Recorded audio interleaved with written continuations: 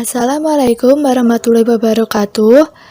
Video kali ini dibuat untuk memenuhi tugas ujian akhir semester atau UAS mata kuliah praktik statistik tahun akademik 2020-2021.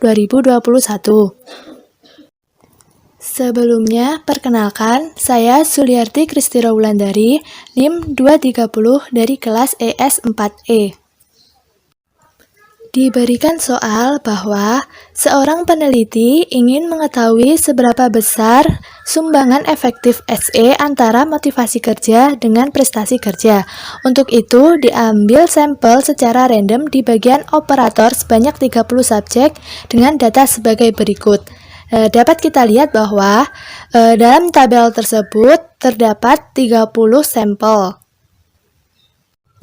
Sebelum ke pokok pembahasan, kita terlebih dahulu harus merumuskan hipotesis, di mana dengan HO tidak ada pengaruh antara motivasi kerja X dengan prestasi kerja Y, dan HA ada pengaruh antara motivasi kerja X dengan prestasi kerja Y.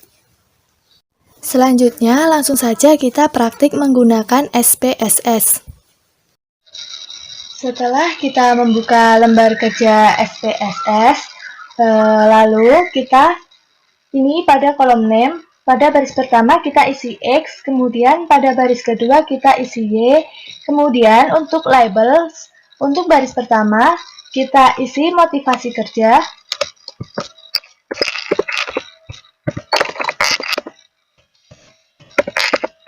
kemudian pada baris kedua kita isi prestasi kerja,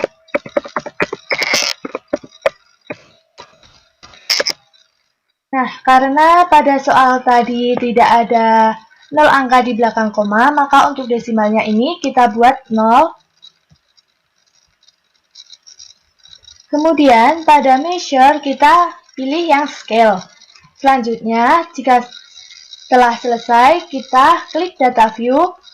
Nah, untuk data view ini, dari tampilan data view kita dapat lihat yaitu ada variabel X dan variabel Y.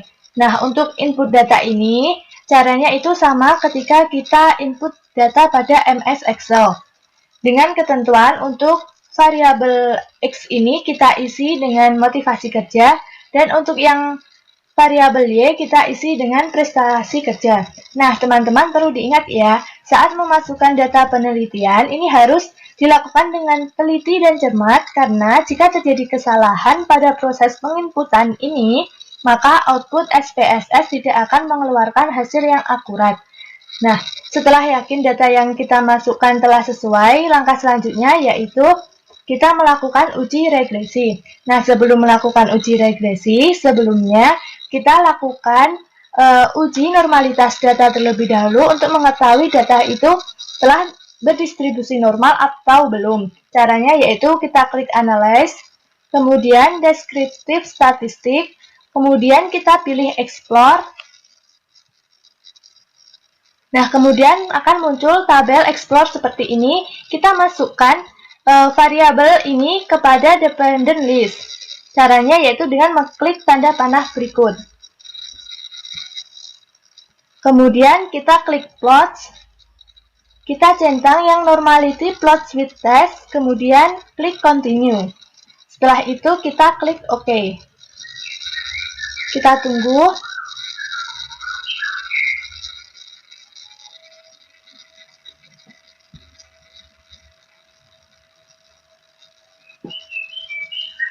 Nah, kemudian akan muncul tabel output seperti ini. Kita lihat yang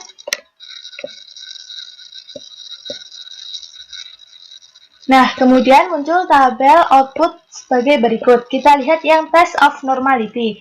Kita lihat pada tabel Shapiro-Wilk, kita lihat bahwa nilai sig ini lebih dari 0,05. Maka dapat kita ketahui bahwa data tersebut telah berdistribusi normal. Setelah kita melakukan uji normalitas, selanjutnya yaitu kita melakukan uji regresi linier sederhana.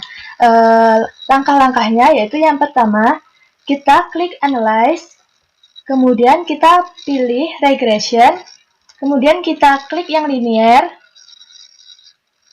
Setelah itu akan muncul kotak dialog linear regression.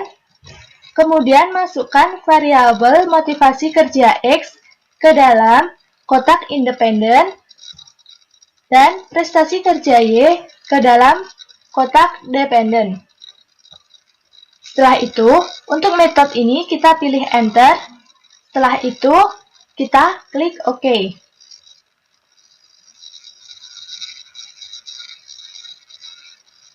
Nah, kemudian kita peroleh hasil output sebagai berikut.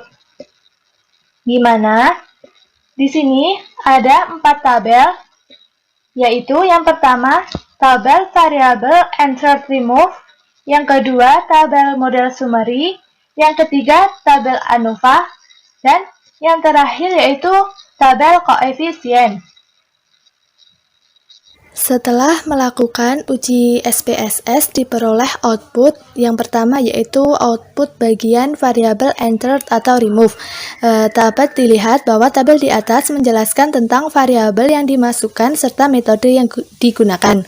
Dalam hal ini, variabel yang dimasukkan adalah variabel motivasi kerja sebagai variabel independen dan prestasi kerja sebagai variabel dependen, dan metode yang digunakan adalah metode enter.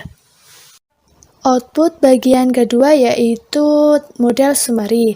Kita lihat tabel di atas menjelaskan besarnya nilai korelasi atau hubungan R sebesar 0,999. Dari output tersebut diperoleh koefisien determinan atau R square sebesar 0,998 yang mengandung pengertian bahwa pengaruh variabel bebas atau motivasi kerja terhadap variabel terikat atau prestasi kerja adalah sebesar 99,8%. Kemudian output bagian ketiga yaitu ANOVA. Nah, pada umumnya untuk ANOVA itu digunakan untuk regresi linear berganda. Tapi dari output tersebut dapat diketahui bahwa nilai F hitung adalah sebesar 12675,744 dengan tingkat signifikansi sebesar 0,000 kurang dari 0,05. Dan tabel output yang terakhir yaitu tabel koefisien. Kita lihat bahwa nilai konstan A yaitu sebesar 0,120, sedangkan nilai koefisien regresi sebesar 1,009. Angka ini mengandung arti bahwa setiap penambahan 1% tingkat motivasi kerja X, maka prestasi kerja atau Y akan meningkat sebesar 1,009. Sehingga persamaan regresinya yaitu Y sama dengan 0,120 ditambah 1,009X. Jadi dapat ditarik kesimpulan dari hasil output di atas dapat diketahui bahwa nilai signifikansi SIG sebesar 0,000 kurang dari probabilitas 0,05 dan nilai T hitung sebesar 112,587 lebih besar dari T tabel yaitu 2,048, sehingga dapat disimpulkan bahwa terdapat pengaruh motivasi kerja X terhadap prestasi kerja Y. Jadi HO ditolak dan HA diterima. Sekian dari video ini. Jika ada yang kurang, saya mohon maaf. Akhir kata, wassalamualaikum warahmatullahi wabarakatuh.